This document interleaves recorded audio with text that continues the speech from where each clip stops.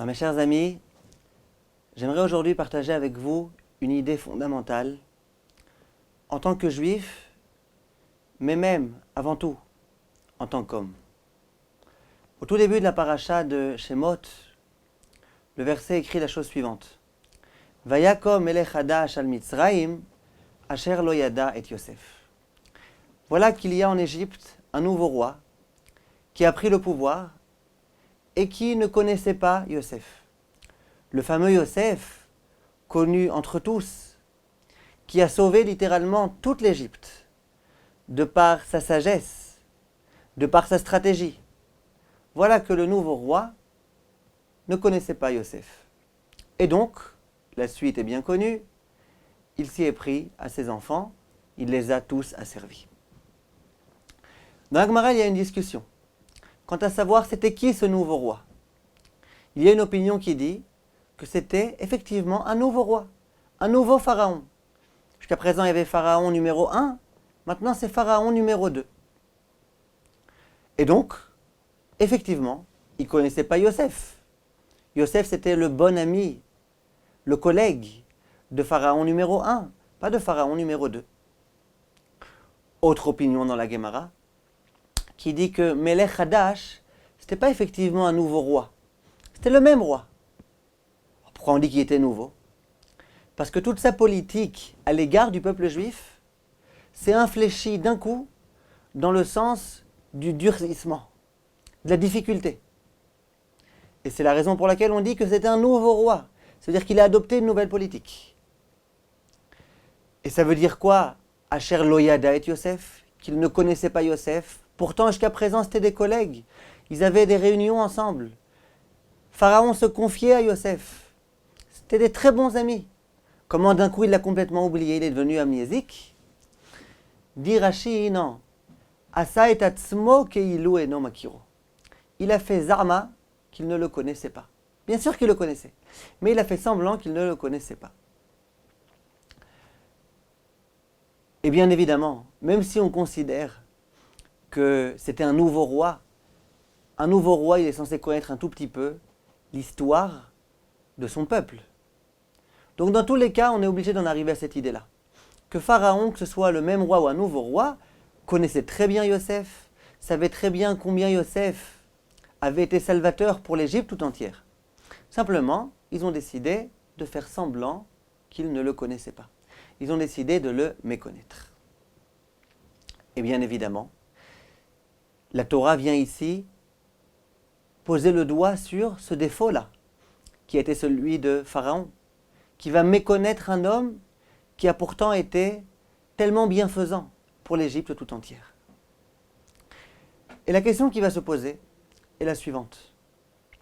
Lorsqu'on parle d'un homme d'une telle dimension abominable, un meurtrier qui va être capable de tuer 300 enfants par jour pour se baigner dans leur sang, qui va être capable d'asservir avec tellement de cruauté des vieillards et des bébés, et qui va être tellement méchant, impitoyable.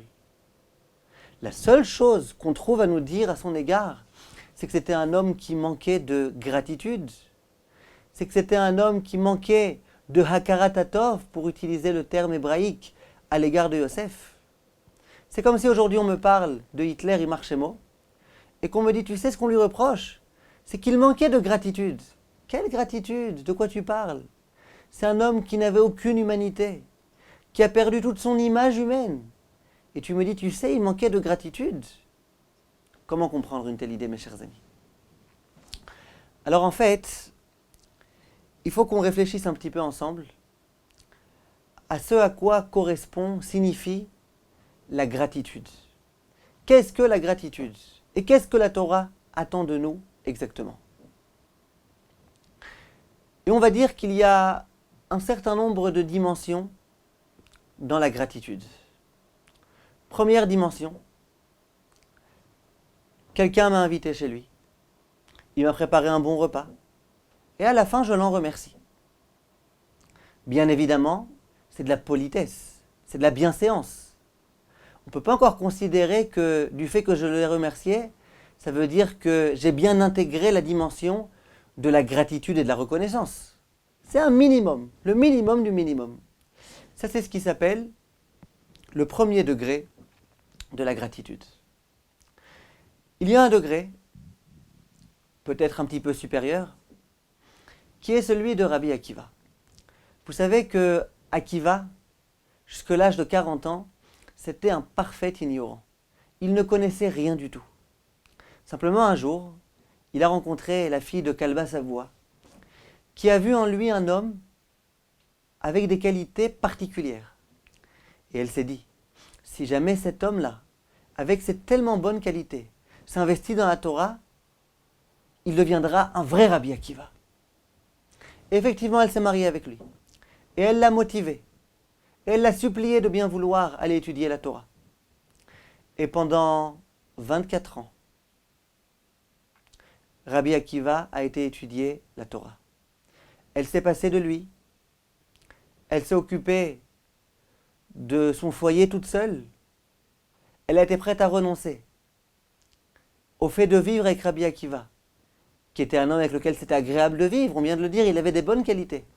Tout ça pour que celui-ci puisse étudier la Torah.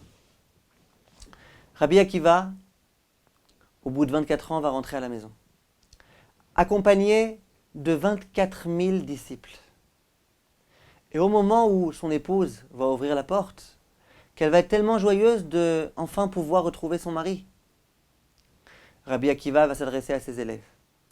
Et il va leur dire, vous savez, chers élèves, au quotidien, vous me remerciez pour les cours que je vous donne, pour les enseignements de qualité que je vous donne, pour les réponses que je vous apporte aux questions que vous me posez.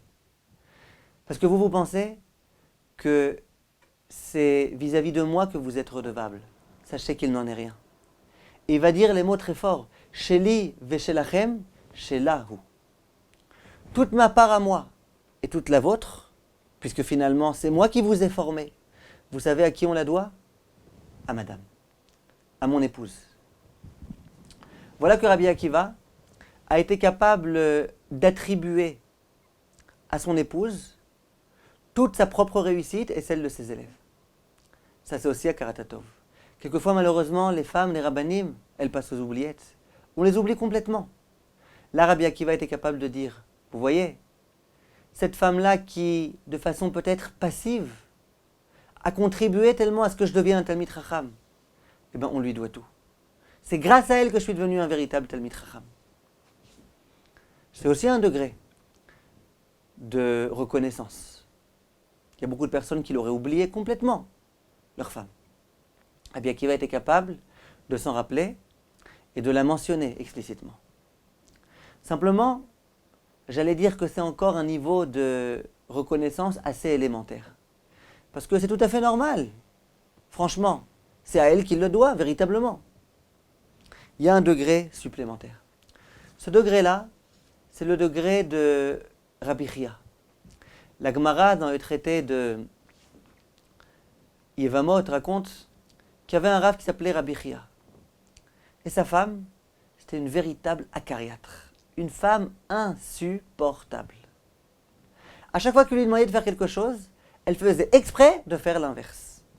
Quand il lui disait « j'aimerais bien que tu me prépares un plat de riz », elle lui faisait des haricots verts.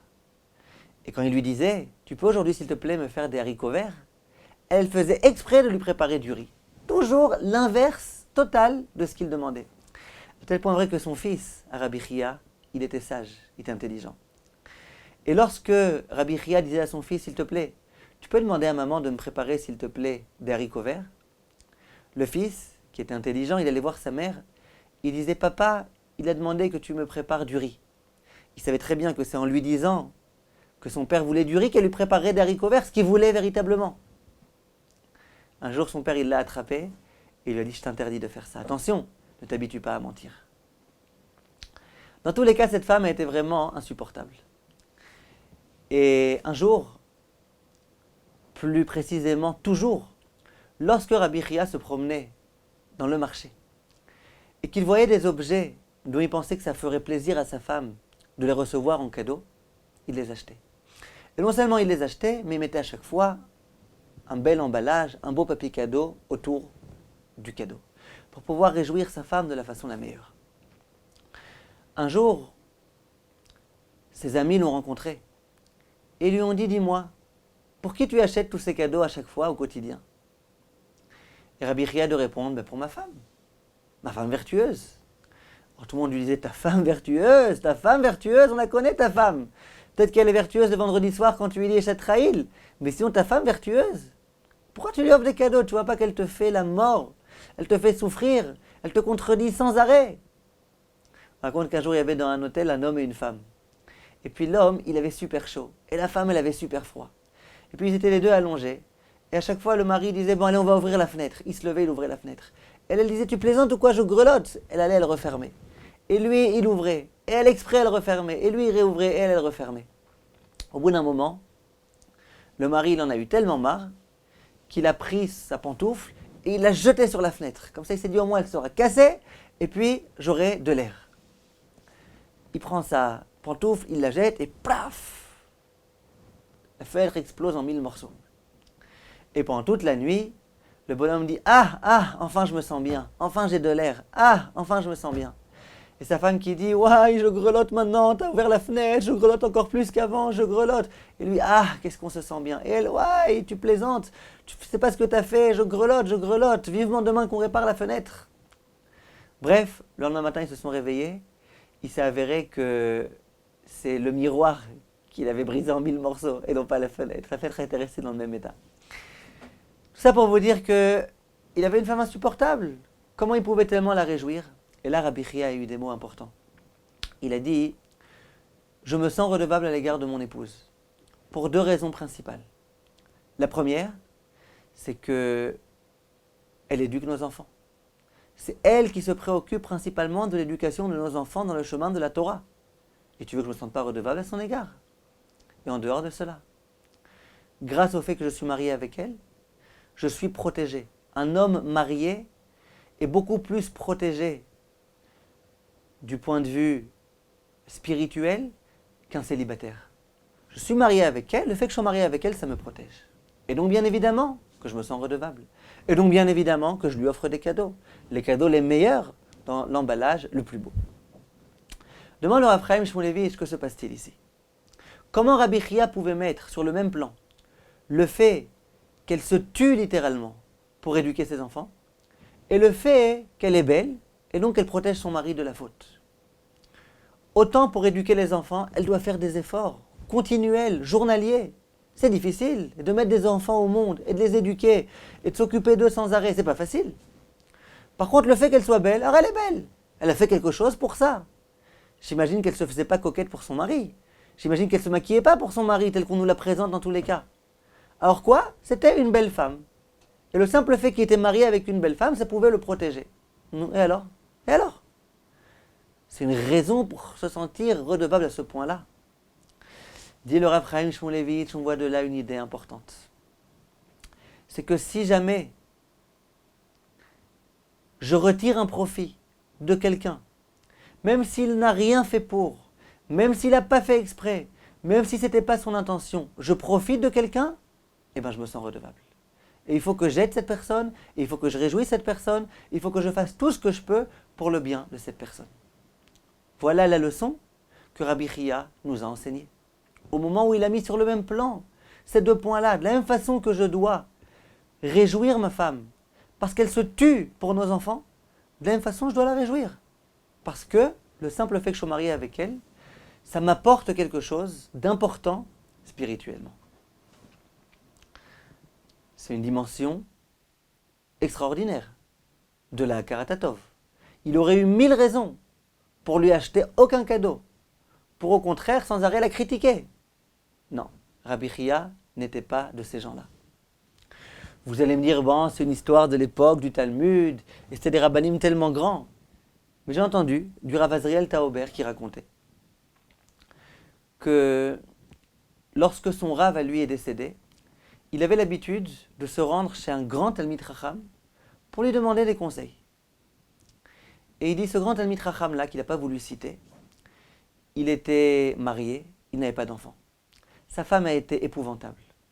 Et à chaque fois que certaines personnes venaient pour demander conseil à ce Talmid Chacham, Sa femme, elle venait, et elle se mêlait, et elle avait toujours des trucs antipathiques à dire à son mari. Et dire à Azriel Taober, un jour j'étais assis, avec ce Talmid Chacham, on discutait de sujets importants. À un moment donné, son épouse, sa rabbinite, elle est arrivée, et elle a commencé avec beaucoup d'insolence à lui parler de façon vraiment odieuse. Elle l'a critiqué, elle a commencé à lui hurler dessus, et puis elle l'a insulté de tous les noms. Et il raconte le Rav Azriel, il dit vraiment, j'étais révolté, j'étais en train de bouillonner. Je me suis dit, mais je vais lui dire, calme-toi, tu sais à qui tu parles? Tu sais que tu parles à un grand Talmid Chacham, pour qui tu te prends? Il dit, je suis en train de bouillonner, et le Talmid Chacham me dit, calme-toi, calme-toi. Par allusion, il me dit, tais-toi, ne dis rien. Au moment où la femme a fini cette tirade, son avalanche de critiques et d'insultes, elle est partie. Et le Rav Azriel Taober raconte, il dit, je me suis adressé à ce Talmid Chacham. Et je lui dis, comment tu fais pour tellement bien jouer ton jeu?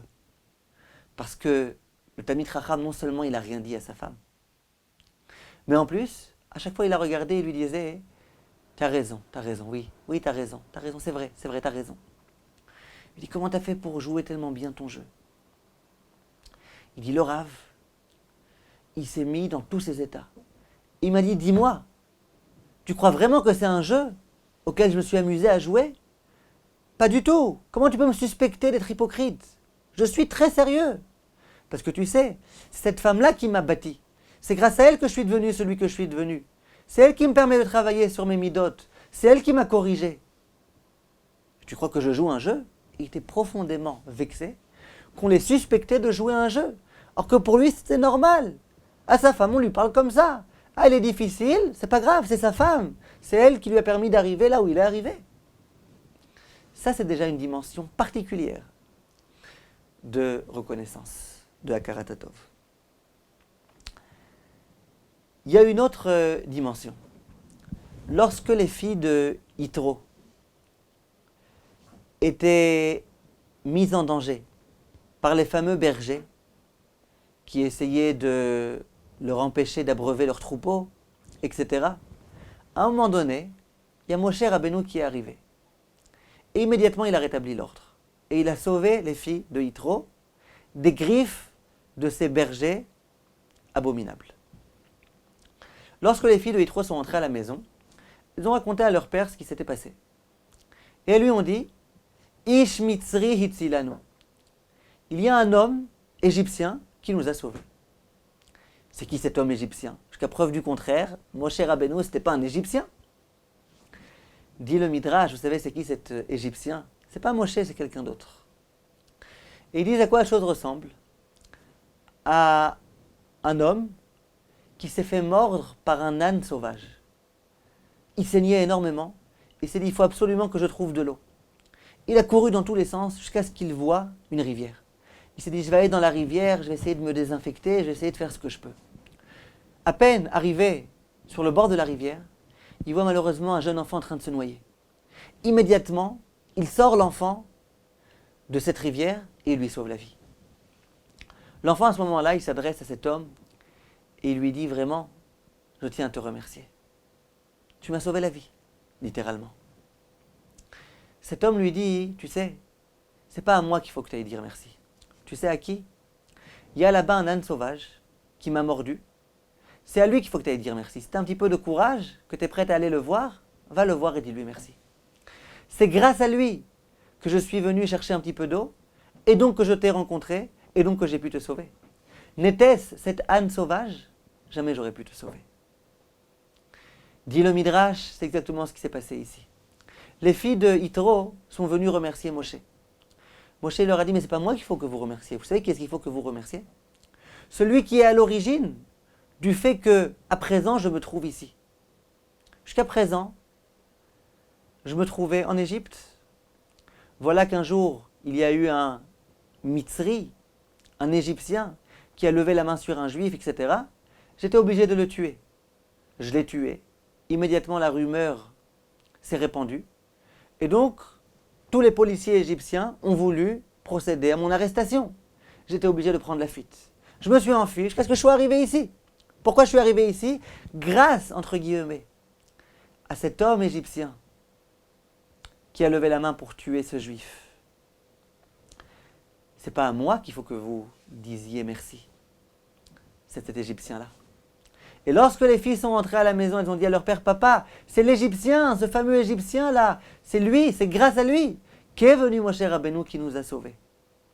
De là, on voit que cet Égyptien-là, bien qu'il n'avait aucune intention de faire du bien avec les filles de Yitro, mais peu importe, dès lors qu'il a été à l'origine de ce bien, dès lors que cet âne sauvage a été à l'origine de ce bien, eh bien, il faut ressentir un sentiment de gratitude à leur égard. Ça va tellement loin. Ah, mais ils n'ont pas eu l'intention. Leur intention était négative. Ils ont voulu faire du mal. Peu importe. S'ils m'ont aidé, s'ils m'ont sauvé, eh bien, il faut absolument se sentir redevable à leur égard. Dit le Rav Chaim Shmulevitz qu'il y a une question très forte qui se pose au sujet de Moshe Rabbeinu. Lorsque Hachem est venu et s'est adressé à lui, il lui a dit, tu sais Moshe Rabbeinu, il va falloir que tu procèdes à une opération de représailles à l'égard des Midianim, à cause desquels il y a tellement de Juifs qui sont morts. Va s'il te plaît et mène le combat contre les Midianim. Hachem s'est adressé à Moshe et lui a demandé d'aller lui-même mener le combat. Quelques versets après, qu'est-il écrit? Vaishlach otam Moshe vet Pinchas ben Elazar ha-Kohen latzava. Moshe Rabbeinu a enrôlé des soldats et c'est à eux qu'il a donné la charge de bien vouloir s'occuper de liquider les Midianim. Demande le Midrash, que se passe-t-il ici? Dieu s'adresse à Moshe et lui dit, Moshe, tu t'occupes s'il te plaît toi-même de cela. Que fait Moshe? Au lieu de se charger lui-même de cette mission, de cette mitzvah que Hachem lui a donnée, il nomme d'autres personnes à sa place. Il délègue des personnes à sa place. Pourquoi? Comment ça se fait? C'était pas le genre de Moshe Rabbeinu. Moshe, c'était pas un peureux, c'était pas un trouillard. C'était pas son genre de se défiler. Comment se fait-ce? Dit le Midrash, je vous le lis mes chers amis dans les mots. Et là, Al yedeh shenitgadel bemidian, étant donné que Moshe Rabbeinu a grandi à Midian, qu'il a donc profité de Midian. Amar, il a dit, Eno bedin she'ani metzer lemi she'asali tova. C'est pas logique, c'est pas moral que je fasse du mal à ceux qui m'ont fait du bien. Demande le Rav Shmulevitz, le Midrash, il a voulu répondre à une question, mais il n'a rien répondu du tout.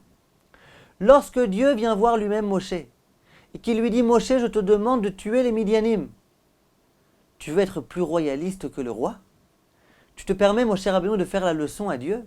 Dieu, il te demande d'aller, vas-y. Si Dieu te demande d'aller, visiblement, c'est que c'est de cette façon-là qu'il faut que tu te comportes. C'est que c'est tout à fait moral. Toi, Moshe Rabbeinu, tu te crois plus intelligent que Dieu, et tu dis, Dieu, il m'a demandé d'aller tuer les Midianim, mais moi, je pense que c'est pas moral. J'ai profité d'eux, je peux pas me permettre. Mais excuse-moi, pour qui tu te prends, Moshe Rabbeinu? Lorsque Dieu te donne un ordre, tu dois l'exécuter immédiatement, sans poser aucune question. Que veut nous dire le Midrash ici? Et là, dit le Rav Chaim Shmulevitz, une idée extrêmement puissante. Concentrez-vous bien, vous allez apprécier. Il dit la chose suivante. Effectivement, lorsque je lis le verset dans lequel Dieu s'adresse à Moshe et lui dit « Nekom nikmat bnei Israël » va et venge les bnei Israël. Le sens littéral du verset, c'est toi, Moshe Rabbeinu, en personne, tu prends une épée et tu t'occupes de cet acte militaire. Simplement, on connaît un principe. C'est que shliach shel adam kemoto. Si jamais je délègue une personne pour aller faire quelque chose à ma place, d'après la Torah, c'est considéré comme si c'est moi-même qui avais accompli cette chose-là. On s'en sert à maintes reprises dans le Talmud, dans la halakha, que je peux déléguer quelqu'un pour qu'il fasse quelque chose à ma place. Et la halakha, elle dit que c'est comme si c'est moi-même qui l'avais fait. Est-ce que c'est exactement comme si, ou presque comme si, c'est une discussion entre nos maîtres? Mais en tous les cas, c'est clair que lorsque je nomme quelqu'un et qu'il accepte de bien vouloir jouer ce rôle, c'est comme si c'est moi qui avais accompli cela. Vient Moshe Rabbeinu et se dit la chose suivante. Si jamais je procède moi-même à cet acte de représailles, je me serai acquitté de ce verset, je me serai acquitté de l'ordre de Dieu. Si jamais je délègue certaines personnes pour bien vouloir aller le faire à ma place, compte tenu du principe que Shliach chez la dame Kemoto, c'est comme si d'une certaine façon c'est moi qui l'avais fait. Je serai donc aussi en phase avec l'ordre de Dieu. Lorsque Dieu m'a dit « Va s'il te plaît pour venger les béné Israël », eh ben, c'est comme si j'avais été moi-même, puisque lorsque je délègue quelqu'un, c'est comme si c'est moi qui l'avais fait. Donc dans tous les cas, je peux m'arranger un petit peu avec le verset, avec l'ordre de Dieu. Simplement, c'est dit Moshe. Étant donné que ce qu'il ressort de toute la Torah, c'est que l'homme a un devoir de se comporter avec gratitude. Et étant donné que j'ai beaucoup profité de Midian, c'est pas logique de penser que lorsque Dieu m'a demandé de tuer les Midianim, il faisait allusion à ce que moi-même en personne j'aille. Pourquoi ? Parce que ça défie complètement tous les principes de gratitude, de reconnaissance. Donc visiblement, lorsque Dieu m'a demandé d'aller, il voulait me dire, vas-y, mais pas toi, envoie quelqu'un d'autre à ta place. C'est vrai que ce n'est pas la logique pure, c'est vrai que ce n'est pas le sens premier du verset, mais vu que c'est la seule façon que je puisse comprendre le verset, l'ordre de Dieu, c'est visiblement ce que Dieu a voulu me dire. Voilà pourquoi Moshe Rabbeinu a délégué d'autres personnes à sa place. Bien sûr que si Hachem avait dit explicitement à Moshe, tu vas toi et personne d'autre, il aurait été. Il n'aurait pas fait la morale à Dieu. Il aurait compris que telle est la volonté de Dieu et que c'est de cette façon qu'il faut se comporter. Simplement, dès lors qu'il avait une possibilité d'être en phase avec l'ordre de Dieu, en suivant la logique qui est celle de la gratitude, il s'est dit, c'est visiblement ce que Dieu m'a ordonné. Voilà jusqu'où va le devoir de Hakaratatov, d'être capable de donner un sens au verset. Et d'où Moshe Rabbeinu le savait. D'où Moshe Rabbeinu savait que même dans un cas où finalement on va les liquider les Midianim, or si c'est pas moi, c'est quelqu'un d'autre qui va le faire, ça change quoi finalement ? Il l'a appris des 10 plaies. Lorsque Dieu va demander à Moshe Rabbeinu d'initier les plaies, de les déclencher, il va lui demander de déclencher la plupart des plaies. Il y a 3 plaies au sujet desquelles c'est pas Moshe Rabbeinu qui va devoir s'en charger, mais c'est son frère Aaron. Lesquelles ? Dam, Tsefardéa et Kinim, les 3 premières plaies. Celle du sang, celle des grenouilles et celle de Kinim, des poux. Comment ça se fait ? Dit Rashi sur place, parce que l'homme qui devait déclencher ces plaies, il devait donner un coup. Pour Dam et Tsefardéa, il devait donner un coup sur le Nil, et pour Kinim, il devait donner un coup sur la poussière, sur la terre. Dit Akadosh Baruch Hu, ce Nil-là, qui a sauvé Moshe Rabbeinu au moment où il a été jeté à l'intérieur, il ne convient pas que Moshe Rabbeinu lui-même, qui a été sauvé par ce Nil, lui donne un coup. Donc il vaut mieux que ce soit son frère qui donne un coup. Cette terre-là, qui a permis à Moshe Rabbeinu d'enfouir le mort égyptien qu'il avait tué, pour pouvoir s'enfuir. J'ai donc profité de cette terre-là, de ce sable. C'est pas logique que je donne un coup sur ce sable-là. Moshe Rabbeinu a donc compris que la volonté de Dieu, c'était que, quand bien même on va devoir donner un coup à la poussière, au Nil, ça ne doit pas être moi qui ai en personne profité de ce Nil ou de cette poussière qui le fasse. Que ce soit quelqu'un d'autre, c'est déjà plus mon problème. Ça va très loin. Là, ça va très très loin. On doit avoir de la gratitude, même à l'égard de l'eau, même à l'égard de la poussière. Pourtant, ce sont des matières inertes, inanimées. Ça change quoi ? Ça change quoi finalement si je donne un coup, si je donne pas de coup ? Or, c'est vrai qu'on dit que même les chalotes de Shabbat, elles rougissent. On dit que si jamais on fait le kiddush, avant de faire un motzi, elles vont avoir honte les chalotes. C'est pour ça qu'on les recouvre, pour pas qu'elles rougissent. Même à l'égard des chalotes de Shabbat, qui sont aussi inertes, c'est de la nourriture. On doit avoir de la karatatov et ménager leur dignité, leur honte. Pourquoi ? Parce qu'on va bientôt les manger. Ça va très loin, mes chers amis, ça va très loin. Or, comment ça se fait ? Finalement, ça lui change quelque chose au Nil s'il reçoit des coups ou pas ? Réponse, le Nil, ça lui change peut-être rien. Mais moi, homme, c'est important que je m'habitue à procéder de ce raisonnement intérieur, d'avoir de la reconnaissance à l'égard des gens qui m'ont aidé. Si ceci est bien clair, mes chers amis, on peut avancer un petit peu. Il y a une Mishnah dans Pirkei Avot dans laquelle il est écrit qu'il y a un des rabbanim, Rabbi Yochanan ben Zakkai, qui s'est adressé à ses élèves. Et il leur a dit, chers élèves, je vous demande de bien réfléchir et de me dire à votre avis, quelle est la voie qu'il va falloir suivre dans la vie pour réussir, pour être un bon juif. Et quelle est, à contrario, la voie négative de laquelle il faut à tout prix s'écarter pour ne pas déraper complètement. Et chaque élève va donner son avis. Rabbi Elazar, par exemple, il va dire, la bonne voie, c'est Aïn Tova, avoir un bon œil. Rabbi Yoshua, il va dire, c'est d'avoir Chaver Tov, un bon ami. Rabbi aussi va dire, la bonne voie, c'est d'avoir un bon voisin, Shachen Tov. On n'a pas le temps maintenant de rentrer dans les détails, d'expliquer ce que chacun a véritablement voulu dire. Lorsque le Rav va leur demander, et quel est le mauvais chemin duquel il faut s'écarter, chaque Rav va dire l'inverse. Ça veut dire, celui qui a dit que le bon chemin c'était Aïn Tova, un bon œil, là il va dire c'est Aïn Ra, il faut s'écarter du mauvais œil. Celui qui a dit qu'il fallait s'approcher d'un bon ami, Chaver Tov, il va dire qu'il faut surtout s'écarter d'un mauvais ami, Chaver Ra. Celui qui a dit qu'il fallait avoir un bon voisin, Shachen Tov, il dit qu'il faut s'écarter d'un mauvais voisin, Shachen Ra. Tout est clair, tout est parallèle, logique et fonctionne parfaitement bien. Le problème, ça va être Rabbi Shimon. Lorsqu'on va lui demander c'est quoi le bon chemin à suivre, il va dire Aroé et Anolad. Celui qui réfléchit aux engendrements des actes qu'il accomplit. Quand on va lui demander c'est quoi le mauvais chemin duquel il faut s'écarter, il va dire c'est celui qui est lové venom meshalem. C'est celui qui emprunte de l'argent et qui ne le rembourse pas. A priori, quel rapport?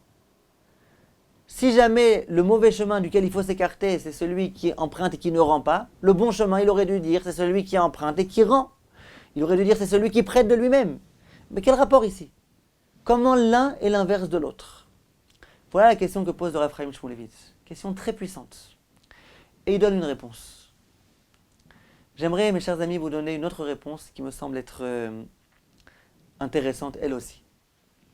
Et qui va vraiment s'inscrire bien dans l'idée qu'on avait essayé d'expliquer depuis le début de ce cours.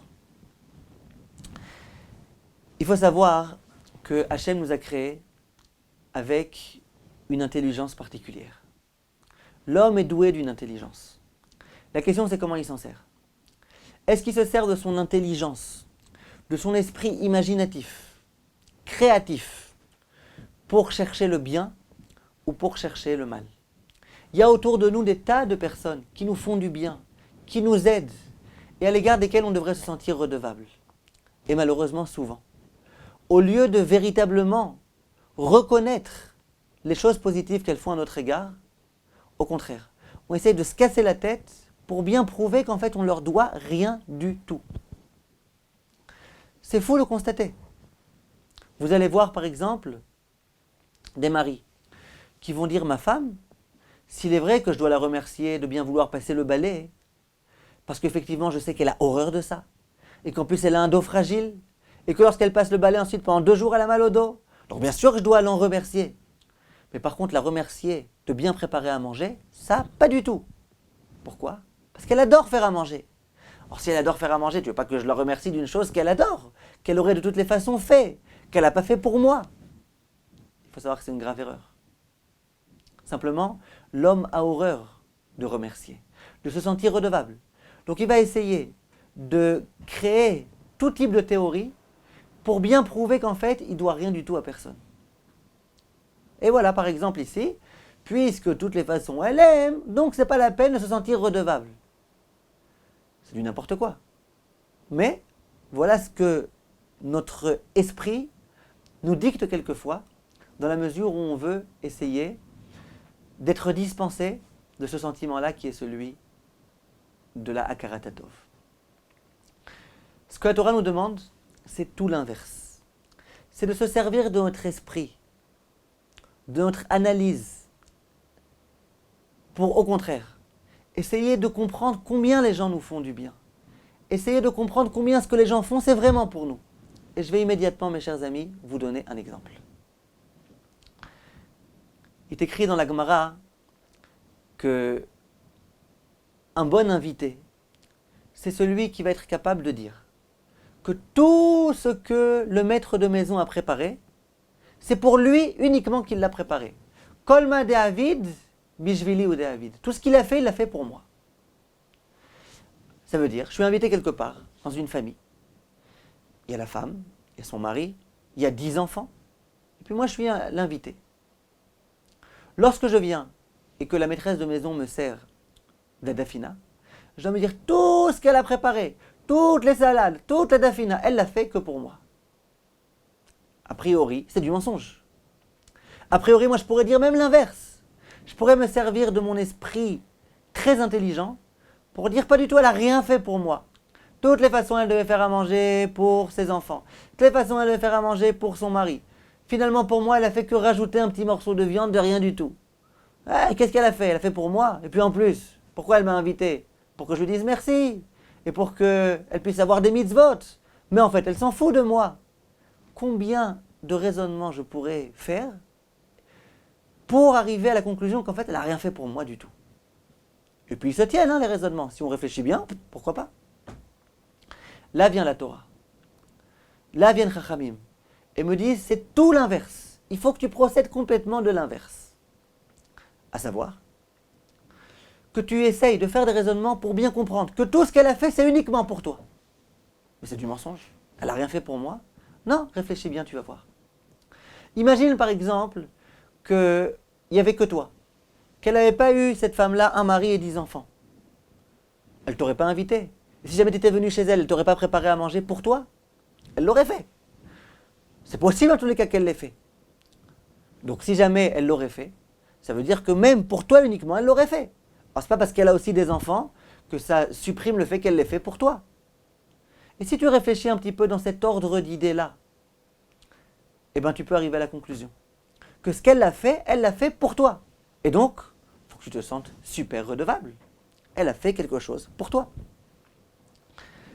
Et c'est ce qui nous est demandé.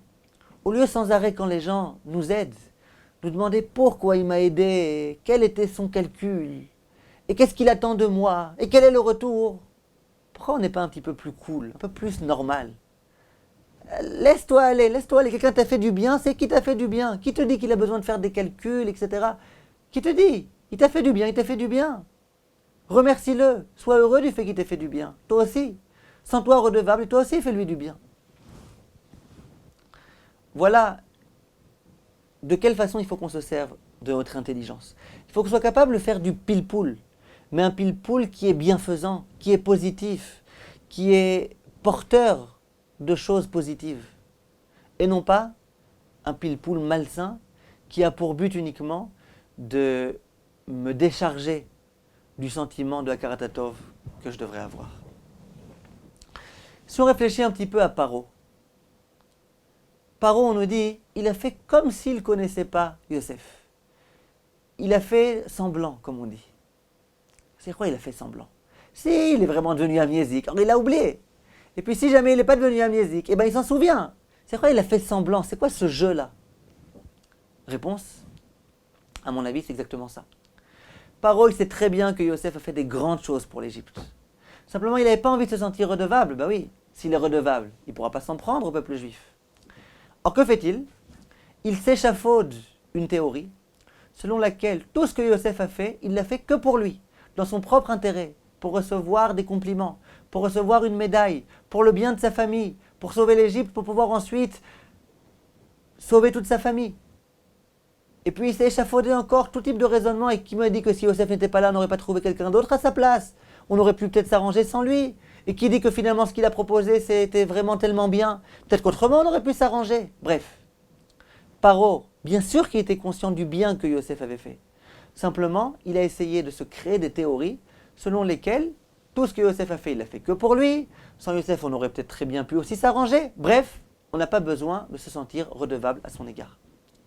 Il s'est servi de son intelligence pour rendre les choses complètement tordues.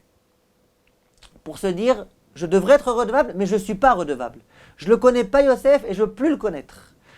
J'ai pas besoin de lui, j'ai jamais eu besoin de lui, et même s'il a fait du bien, il l'a fait que pour lui. Et nous, ce que la Torah nous demande, c'est l'inverse. Même quand quelqu'un a fait du mal, si jamais, de façon même détournée, il y a du bien qui t'est parvenu, il faut que tu l'en remercies. L'âne sauvage, l'Égyptien. A fortiori quand quelqu'un fait du bien, et a fortiori quand il fait du bien pour moi. Pourquoi j'ai besoin d'aller chercher midi à 14h pour me dire que le bien qu'il m'a fait, en fait, c'était du mal? Ou pour me dire que c'était un bien intéressé? Pourquoi? Pourquoi? Voilà, mes chers amis, ce que la Torah attend de nous. On peut peut-être, à présent, essayer de répondre à la question qu'on a posée. On a demandé comment ça se fait que l'inverse de la personne qui emprunte et qui ne rembourse pas, c'est Aroet Anolad, celui qui voit les engendrements de son acte. Il faut savoir. Il y a écrit dans la Mishnah, Ezeu Chacham Aroet Anolad, qui est l'homme véritablement sage, c'est celui qui comprend les engendrements, les répercussions des actes qu'il accomplit. D'ailleurs, on dit, comment on appelle une sage femme? On l'appelle une sage femme. En hébreu, dans la Mishnah, on l'appelle la chachama. Chachama, c'est la personne sage. Vous voyez, même les Français, ils ont copié sur la Mishnah. Pourquoi on dit qu'elle est sage? En s'amusant, on dit, parce qu'il y a écrit, Ezeu chacham, c'est qui l'homme qui est sage? Haroet anolad, c'est celui qui voit le nez.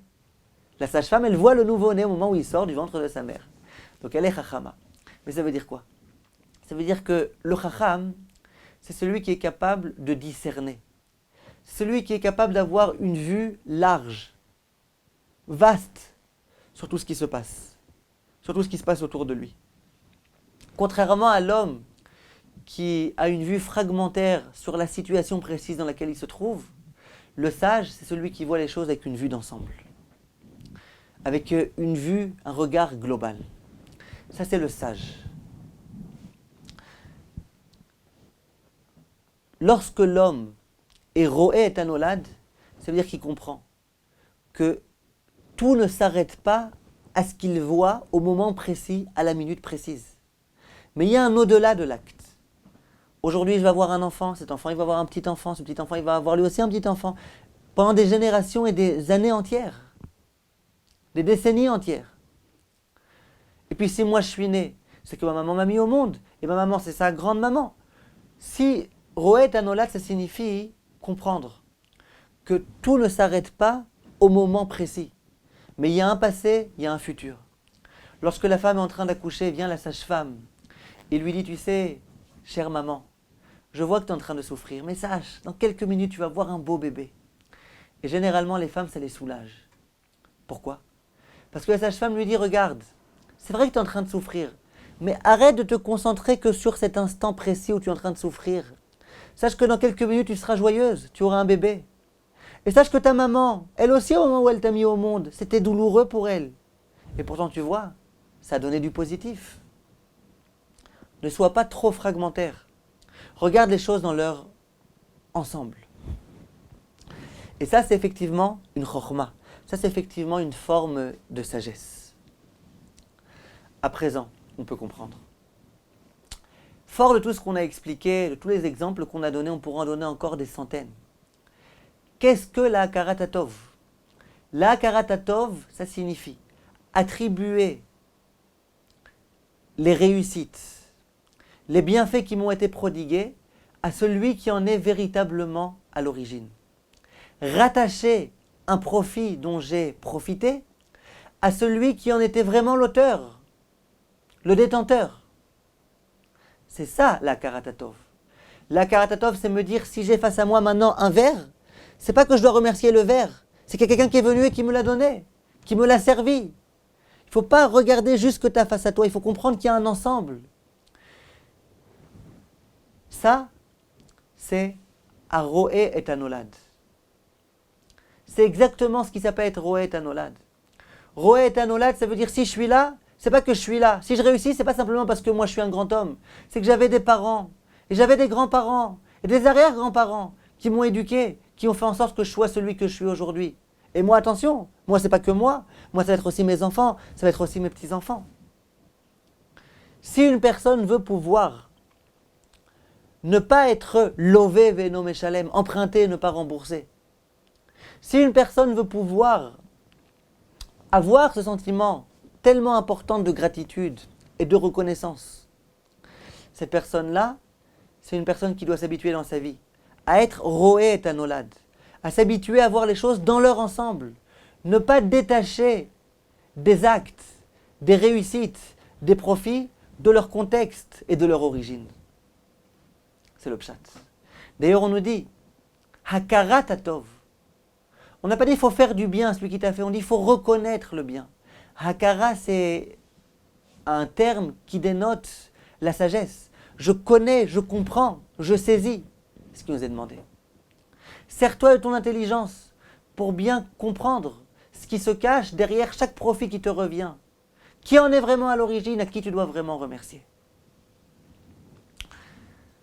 Il faut savoir, mes chers amis, que lorsqu'on parle d'un homme, comme Paro par exemple, on peut s'attacher simplement aux actes gravissimes dont il était l'auteur. On peut dire qu'il a tué des bébés, il a asservi des vieillards, il a fait les choses les plus terribles qui soient imaginables. Simplement, on peut aller de façon beaucoup plus simple.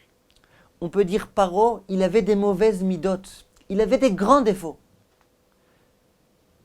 Et souvent, les actes tellement terribles, ce ne sont que les dérivés d'un certain défaut qui est ancré à l'intérieur de nous. Quelquefois, un homme, même s'il est mauvais, s'il est négatif, si jamais simplement il avait des bonnes qualités, ces qualités-là, elles pourraient constituer pour lui un frein, l'empêchant de faire le pire. C'est la raison pour laquelle d'ailleurs Ephraim Vital disait, comment ça se fait que la Torah ne nous a pas donné l'ordre des mitzvot de se comporter avec des bonnes qualités. La Torah, elle n'a pas dit, tu as une mitzvah de ne pas être coléreux. Tu as une mitzvah d'être humble. Il n'y a pas écrit, ça c'est des qualités. Comment ça se fait que la Torah ne nous a pas donné l'ordre? Dire Ephraim Vital, parce que avant d'être un juif religieux, il faut d'abord que tu sois un homme. Tant que tu n'es pas un homme, on ne peut pas te donner la Torah. Il faut que tu sois un homme. Laisse tomber juif. Un homme. Un homme, c'est quelqu'un qui est habité de bonnes qualités. Une fois que tu as les bonnes qualités, que tu es un homme, là on peut te dire, sois un homme de la Torah. On peut te donner des mitzvot. Mais le béaba, qui n'était même pas la peine d'être écrit, c'est sois un homme. Quand la Torah m'a été donnée, elle m'a été donnée en tant qu'homme. Donc, ce qui fait de moi un homme, à savoir les bonnes qualités, ça c'était bien évidemment évident qu'il fallait que j'essaye de les acquérir. Imaginons, mes chers amis, que Pharaon avait un petit peu, un minimum de reconnaissance. Pas les grandes dimensions dont on a parlé, là, de l'âne sauvage, etc. Le minimum du minimum. Un homme qui s'appelle Yosef, qui a sauvé toute l'Égypte. Tu peux comme ça t'en prendre à ses enfants? T'as pas honte? Imaginez que Pharaon, avec tous les défauts qu'il avait, qu'au moins, il avait un minimum de gratitude et de reconnaissance. Vous pensez vraiment qu'il aurait pu faire ce qu'il a fait? Certainement pas. Ça aurait été un frein qui l'aurait empêché de faire le pire. C'est la raison pour laquelle, lorsque la Torah vient nous voir et qu'elle nous dit attention, vous savez c'était qui Pharaon? Elle ne nous a pas dit, tu sais, Pharaon il tuait des bébés. Parce que ça c'était qu'une dérivée des mauvaises qualités, des défauts qu'il avait. La Torah, elle a immédiatement touché du doigt le problème. Elle a dit Pharaon, ce qu'on lui a reproché, c'était qu'il n'avait pas de Hakarat Hatov, qu'il n'avait pas cette qualité-là tellement principale qui est celle de la Hakarat Hatov. Voilà de quelle façon on peut expliquer cette chose-là. J'aimerais juste finir, mes chers amis, en vous disant qu'un homme qui n'a pas de Hakarat Hatov, et bien finalement, comme le dit Chazal, il va en finir par ne pas avoir de Hakarat Hatov, même à l'égard de Hakadosh Baruch Hu. Pourtant, Hachem, il fait tout, il nous donne tout. C'est lui qui est responsable de tout. On peut avoir l'esprit très fin, ça sera extrêmement difficile de pouvoir prouver que Hachem, ce qu'il fait, il ne le fait pas pour nous. Mais celui qui s'habitue à voir les choses de façon tordue, à méconnaître les bienfaits qu'on fait à son égard, finalement il méconnaîtra même les bienfaits qu'Hachem fait à son égard. Il y a énormément de preuves. Il faut être très attentif à cela. L'une des preuves, c'est une Mishnah dans Pirkei Avot, qui passe en revue tous les miracles qui ont été faits à nos ancêtres en Égypte. Ils étaient au nombre de 10. Les miracles qu'Hachem a fait sur la mer Rouge, ils étaient au nombre de 10. Les plaies, les Esser Makot, les 10 plaies qui étaient en Égypte, il y en avait 10. Et la Mishnah, comme ça, elle mentionne tous les bienfaits qu'Hachem a fait avec nous, qui étaient tous au nombre de 10. D'un coup, changement radical de sujet, la même Mishnah continue et dit Asara nisionot nisu avotenu et hamakom baruchu bamidbar. À 10 reprises, les Bnei Israël, dans le désert, ont en quelque sorte mis à l'épreuve Hachem, c'est-à-dire ils l'ont mis en colère. Chez Nehemar, etc. Quel rapport? Parce que 10 et 10, c'est pour ça qu'on nous fait du hors-sujet. Au tout début, on nous parle des bienfaits qu'Hachem a fait avec nous, de toutes les plaies, de tous les miracles. Et puis d'un coup, on nous parle, des fois on n'a pas été à la hauteur, des fois on a mis en colère Dieu. Dit Razal, oui. Cette Mishnah, elle vient bien nous montrer que même lorsqu'on a été l'objet de tellement grands miracles, même lorsqu'Hachem nous a prodigué un bien fou, à ces degrés-là, malgré tout, si l'homme n'est pas attentif à fonctionner avec Akarat Hatov, eh ben il peut se servir de tous ces bienfaits qu'Hachem a fait à son égard et en contrepartie mettre Dieu en colère. La seule chose qui nous permettra de bien nous comporter en tant que juifs, c'est d'avoir cette dimension importante, urgente, cardinale, qui est la dimension de la Akarat Hatov. Et lorsqu'on a la Akarat Hatov, on peut vraiment bien vivre en tant que juif. Hachem, il nous fait du bien. Tous les matins, on se réveille. Le soir, on peut aller dormir. Hachem, il se préoccupe de nous. Il nous fait vraiment énormément de bien. Lorsque je me sens redevable, eh ben j'ai envie, moi aussi à mon tour, de rendre à Hachem de la façon dont je vais pouvoir. La Torah, elle n'est pas facile. Les 613 mitzvot, quelquefois, ça pourrait être peut-être un petit peu saoulant. Passez-moi l'expression, s'il vous plaît. Qu'est-ce qui va me donner la force, l'énergie de pouvoir malgré tout accomplir ces mitzvot avec toute l'énergie nécessaire, avec tout le cœur nécessaire? Réponse, Akarat Hatov. Si je sais que je suis redevable pour chaque instant de vie que Dieu me donne, et que je sais que la meilleure façon de pouvoir rendre à Hachem ce qu'il m'a donné, à mon humble niveau, c'est d'observer les mitzvot qu'il m'a ordonné, eh bien je le ferai. Et je le ferai avec joie. Lorsque quelqu'un m'a fait du bien, moi je suis prêt à me démener pour essayer de l'aider, pour lui montrer combien je souhaite lui rendre et lui prouver l'attachement que j'ai à lui. Si je me sens redevable à l'égard de Hachem, eh bien je le ferai avec plaisir. Le premier mot, mes chers amis, que le juif dit chaque matin, c'est Modé Ani. Dans toutes les communautés juives, les femmes elles disent Moda Ani. On commence notre journée avec cette reconnaissance. Un juif qui commence sa journée avec Modé, il a toutes les chances de réussir. Si je me sens redevable, ça me donnera les forces de faire tout ce qu'il faudra pour servir Hachem comme il faut, pour aider mes amis comme il faut, etc., etc. Un jour, je donnais un cours et je parlais un petit peu de cette notion-là, de la hoda'a, de la reconnaissance. Il y a une Française qui lève la main et qui me dit « Rav, je peux vous poser une question ?» Je lui dis « Oui ». Elle me dit « Pourquoi en hébreu, on dit Moda Ani ?» On commence par dire « reconnaissante, je suis ». Pourquoi on ne dit pas comme en français « Ani Moda » La vérité, c'est une bonne question. Je ne savais pas quoi lui répondre. Et d'un coup, j'ai eu un déclic. Je lui ai dit « Si vous me posez cette question, c'est que vous n'avez rien compris à tout mon cours. » Moi, ce que j'ai essayé d'expliquer, c'est que le premier mot que le juif doit dire, la première idée avec laquelle le juif doit se lever le matin, c'est avec Modé. On commence par Modé. Si tu commences par Ani, moi, Khaled, c'est vraiment pas ce qu'Hachem souhaitait. On veut se réveiller pas avec moi, avec Modé.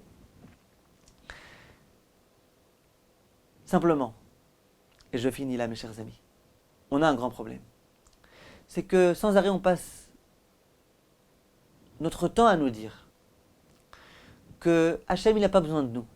Il y a un verset dans Yov dans lequel il est écrit Im tzadakta matitenlo.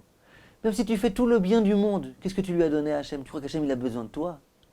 Tu crois qu'Hachem il est dépendant de toi? Tu crois qu'il ne pourrait pas se débrouiller sans toi? Et souvent on entend ce discours. Sache que même si tu fais toutes les mitzvot, eh ben, tu rapporteras rien à Hachem. Même si tu fais des avérotes, de toute façon Hachem il s'en fout. Et on nous habitue malheureusement à vivre avec indifférence à l'égard de Hachem. Et c'est grave. C'est peut-être la maladie de notre génération. Mais il faut qu'on sache que c'est faux, c'est complètement faux. Toute mitzvah qu'on accomplit, ça réjouit Hachem de façon extraordinaire. Le Yesod Veshoresh HaAvoda, l'un des grands livres de Moussard, dit comment ça se fait que d'une part il soit écrit Im tzadakta matiten lo, même si jamais tu fais du bien, qu'est-ce que tu lui apportes à Hachem? Hachem il est parfait sans toi. Hachem il n'a pas besoin de toi.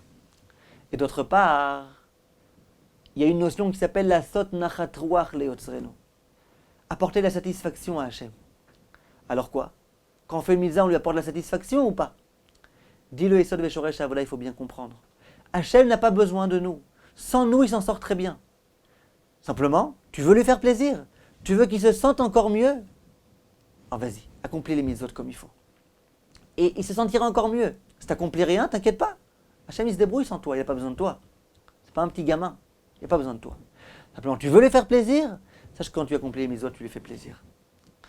Pour illustrer cette image juste, imaginez un père ou une mère qui donne de l'argent de poche à son fils. Elle a un enfant de 10 ans, elle lui donne 2 euros d'argent de poche. L'enfant de 10 ans, il sait que sa maman, c'est une maman formidable, que tous les jours elle se fatigue pour lui préparer à manger, etc. Un jour, il a envie de lui faire plaisir. Il va au supermarché, il lui achète une tablette de chocolat comme sa mère l'aime, et puis il prend un papier et il lui écrit un joli mot d'amour, ma maman adorée, tu sais combien je t'aime, et tu sais, etc., etc., etc. Il vient, il amène ce chocolat à sa maman. Franchement, est-ce que cette maman, elle va pas être super joyeuse? Elle le sera. Comment ça se fait? Pourtant, avec quel argent il a acheté ce chocolat? Avec ses 2 euros. Ces 2 euros, c'est la maman qui lui a donné. Si la maman elle voulait s'acheter du chocolat, elle peut aller avec son argent. C'est pas cher 2 euros. Elle peut très bien se l'acheter elle-même. L'enfant, il prend l'argent de la maman pour finalement le rendre à la maman. Alors quoi? Et on dit, ben Hachem, c'est la même chose. Lorsqu'on donne la tzedaka, on donne l'argent qui appartient à qui? Il appartient à Hachem. Nous, alors, à quoi ça sert de lui donner? Si vraiment il voulait Hachem que le pauvre ait de l'argent, il pouvait très bien directement lui donner, il n'avait pas besoin de moi. Réponse, c'est vrai. La maman, elle n'a pas besoin de son fils. Simplement, quand le fils, il se sert de ce que la maman lui a donné, en disant à sa maman, maman, j'ai envie de te faire plaisir. La maman est super joyeuse. Pas parce qu'elle avait besoin de ça. Si elle voulait du chocolat, elle se le serait acheté. Mais parce qu'elle sent que son fils a voulu la réjouir. Et ça la réjouit. Et bien Hachem, c'est pareil. Hachem, il n'a pas besoin de nous, il peut s'en sortir sans nous. Mais quand il voit que de notre côté, on a envie de lui rendre, on a envie de lui faire plaisir, on a envie de se rapprocher de lui, et bien ça, il adore. Il faut qu'on vive avec ça, mes chers amis. Ça suffit le discours dans lequel on nous dit « Hachem n'a pas besoin de toi, arrête un petit peu, c'est de l'orgueil ce que tu penses, que tes brachot, elles intéressent Hachem, il s'en fout. » Comme ça, on démolit des juifs, mes chers amis. Ce n'est pas le discours qu'il faut tenir. Et ce n'est pas la conviction qu'on doit avoir. La conviction, c'est chaque tzedaka que j'accomplis, ça fait énormément plaisir à Hachem. Chaque bracha que je prononce, ça fait plaisir à Hachem. Chaque fois que je me renforce en Emouna, ça fait plaisir à Hachem. Ça lui fait plaisir, il aime ça. Bezrat Hachem, mes chers amis. Que nous fassions l'inverse de Pharaon. Que nous ayons une akaratatov. Que nous développions, cultivions à l'intérieur de nous cette cardinale qualité, sans laquelle on risque malheureusement de ne pas pouvoir vivre bien notre judaïsme. Et grâce à laquelle on pourra, Bezrat Hachem, progresser, se rapprocher d'Hachem de façon extraordinaire. Kol tov, mes chers amis, et à bientôt.